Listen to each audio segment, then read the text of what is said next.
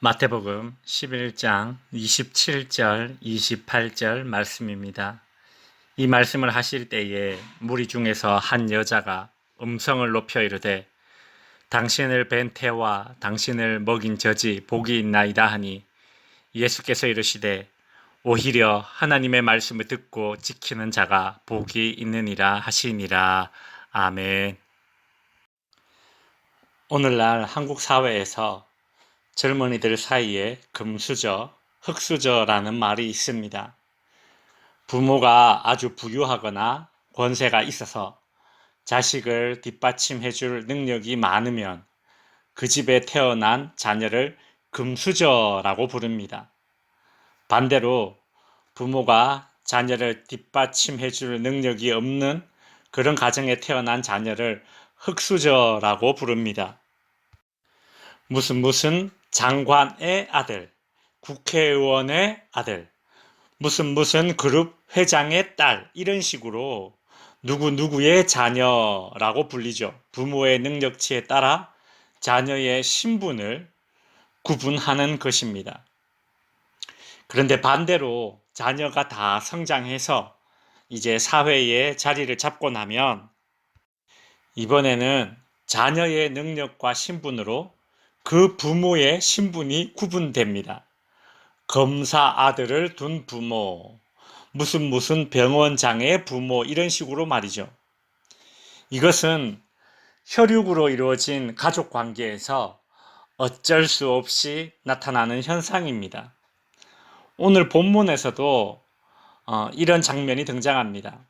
27절에 보시면 이 말씀을 하실 때에 무리 중에서 한 여자가 음성을 높여 이르되 당신을 뵌 태와 당신을 먹인 젖이 복이 있나이다 하니, 예수님이 더러운 귀신을 쫓아내시고 권세 있는 말씀으로 가르치자 이를 옆에서 지켜보고 감명받은 한 여인이 예수님을 낳은 어머니가 복이 있다고 한 것입니다. 지금도 그렇지만 이 당시 여인들에 대한 최고의 칭찬이자 최고의 복은 훌륭한 자녀를 두었다는 것이었습니다.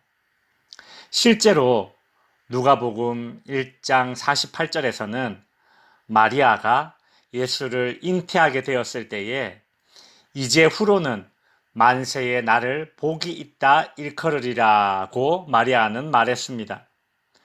또 마리아의 친족 엘리사벳도 누가복음 1장 42절에서 예수를 잉태한 마리아를 향해서 여자 중에 네가 복이 있으며 네 태중의 아이도 복이 있도다 라고 말했습니다. 메시아의 어머니가 된 복은 마리아가 유일합니다. 그녀의 복은 보편적으로 적용되지 않습니다. 주의 모친이 된 사람은 마리아 이전에도 없었고 이후에도 없기 때문입니다. 즉, 마리아의 복은 모든 시대에 모든 사람이 받을 수 있는 보편적인 복이 아닌 단 일회적이며 아주 특수한 복입니다. 그래서 예수님은 이렇게 말씀하십니다. 예수께서 이르시되 오히려 하나님의 말씀을 듣고 지키는 자가 복이 있느니라.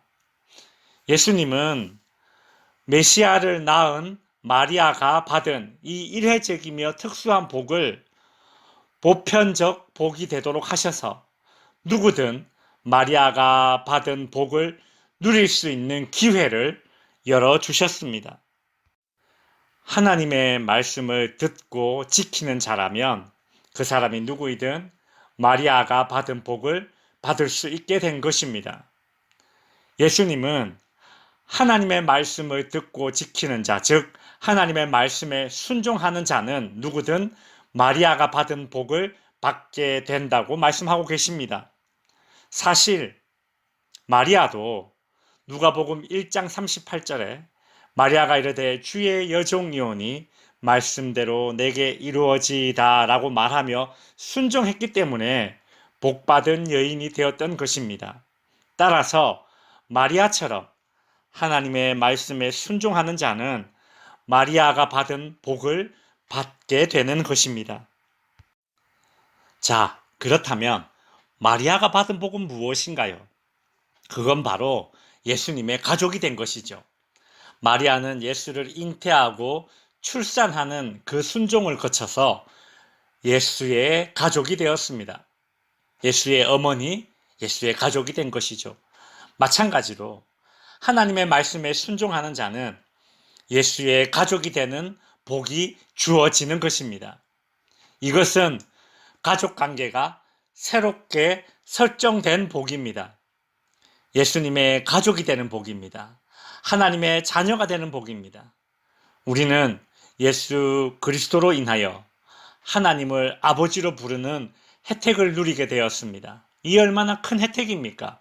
오늘날 이 땅에서 그 어떤 금수저와도 비교할 수 없는 신분의 변화입니다. 말씀을 정리하겠습니다. 하나님의 말씀을 듣고 지킴으로 혈연 가족 공동체를 뛰어넘어 말씀을 듣고 행하는 자들의 영적 가족 공동체로 묶어주신 우리 하나님 아버지께 오늘도 순종으로 효도하시는 하나님의 자녀들이 되시기를 주님의 이름으로 축원드립니다.